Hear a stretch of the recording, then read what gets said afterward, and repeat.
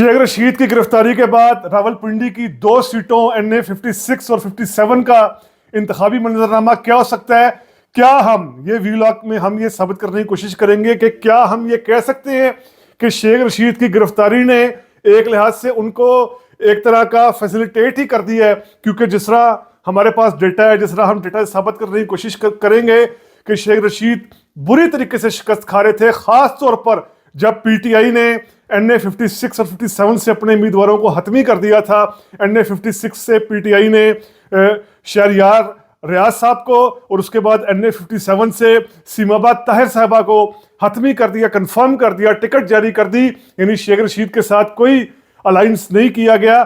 तो शेख रशीद तो पहले ही खतरे में थे, अब उनकी गिरफ्तारी या बेशक बेल भी हो जाए, क्या इसके इम्कानात पड़ेंगे रावलपिंडी की इन अहम सीटों पर, जानेंगे समझेंगे रीथिंक विद उमर जावेद में। आप में से ऐसे व्यूअर्स जिन्होंने अभी तक rethink with Umar Javed subscribe नहीं किया, हम उनसे रिक्वेस्ट करते हैं kindly rethink with Umar Javed subscribe करें। रावलपिंडी के हलके NA 56, 57 जहां शेख रशीद अपनी इंतखाबी किस्मत आजमाने जा रहे हैं, इन हलकों पर अगर हम शेख रशीद का ट्रैक रिकॉर्ड तेजी के साथ देखें तो शेख रशीद यहाँ हमेशा अपनी खैर उनकी जो शख्सी और सारा वो एक स्टूडेंट लीडर के तौर से जो सियासत करते रहे वो तो है ही है अपना वोट, लेकिन उसके बाद हालात का बड़ा अमल दखल रहा है। 80s में आप देख लें तेजी से, 88 में वो पीपल्स पार्टी ने जिस तरह के लोगों को टिकट दिया, टिक्का खान को यहाँ पर उतार दिया 88 में, पीपल्स पार्टी ने शेख रशीद के मुकाबले में शेख रशीद जीत गए। उसके बाद अगर हम बात करें 90 में तो चौधरी मुश्ताक हुसैन पीपल्स पार्टी के, जिनकी रेपो पिंडी में अच्छी नहीं थी, बुरी रेपो थी, ये जुए के अड्डे, ये इस तरह के अड्डों के हवाले, सरपरस्ती के हवाले से ये शेख रशीद के मुकाबले में उतरे, शेख रशीद जीत गए। 93 में रियाजुल इस्लाम जिनका अमली सियासत से रावलपिंडी की ताल्लुक नहीं था, वो इनके मुकाबले में उतरे, शेख रशीद जीत गए। 1997 में बेनज़ीर ने अपनी सेक्रेटरी नाहिद खान को, जिनका रावलपिंडी की इंतखाबी डायनामिक्स उस तरह ताल्लुक नहीं था, उनको उतारा, शेख रशीद जीत गए। 2002 में शेख रशीद आज़ाद की हैसियत से जीते, लेकिन वाज़ेह तौर पर जलसों में वो ये ऐलान करते रहे कि वो दोनों सीटें जीतकर, 2 सीटों से लड़ेंगे रावलपिंडी की, दोनों सीटें जीतकर नवाज शरीफ की झोली में डाल लेंगे। ये नवाज शरीफ के उस वक्त के साथी अली जफर ने नवाज शरीफ को गलत एडवाइस दिया और शेख रशीद की टिकटों के हवाले से बात नहीं मानी गई, तो शेख रशीद आज़ाद लड़े, दोनों सीटें जीते, और फिर हम देखते हैं किस तरीके से वो मुशर्रफ के राइट हैंड बने, बल्कि मुशर्रफ के तर्जमान बन गए 2002 में। यही वजह है 2008 में जब इनकी कोई सरपरस्ती नहीं थी, इनके ऊपर किसी की आशीर्वाद नहीं थी, तो इनको एक आउटसाइडर जावेद हाशमी ने इस हल्के से शिकस्त दे दी थी 2008 में। तब ये हल्का NA 55 था, जावेद हाशमी ने 76,980 वोट लिए थे 2008 में, और शेख रशीद सिर्फ 15,780 वोट ले पाए थे। यानी सरपरस्ती खत्म हुई तो शेख रशीद फारग हो गए।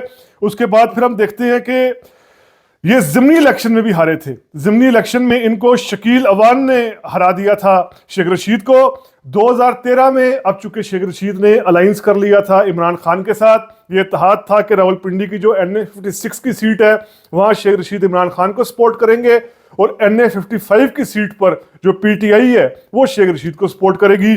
तो 2013 में फिर शेख रशीद की किस्मत का तारा चमका और वो इलेक्शन जीत गए।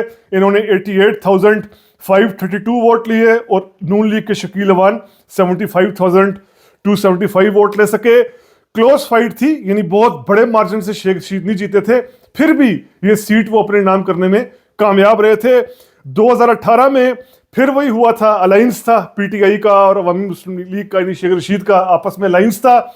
इस अलायंस की वजह से शेख रशीद जो है वो जो आज के ये हल्के हैं NA 56, 57 के, तब इनको NA 62 कहा जाता था, यहाँ से शेख रशीद 1,19,362 वोट लेकर, और नून लीग के दानियाल चौधरी 91,871 वोट ले सके थे। यानी शेख रशीद जीत गए थे। और फिर उसके बाद ज़िमनी इलेक्शन में इन्होंने अपने भतीजे शेख शफीक को भी, राशिद शफीक को भी इस सीट से जितवा दिया था ज़िमनी इलेक्शन में 2018 के। अब शेख रशीद पर कोई सरपरस्ती नहीं है, ये वाज़ेह हो गया है। अपने आप को खुद वो जो दावा करते हैं इस्टेब्लिशमेंट का बंदा होने का, गेट नंबर 4 की पैदावार होने का, एक तो साफ पता चल रहा है कि चिल्ले के बावजूद उनकी कबूलियत नहीं है। दूसरा ये कि पीटीआई, जिस तरह मैंने पहले शुरू में कहा कि पीटीआई ने अपने उम्मीदवारों को यहाँ पर उतार दिया, अगर तो पीटीआई का कोई वोट भी शेख रशीद को नहीं मिलेगा।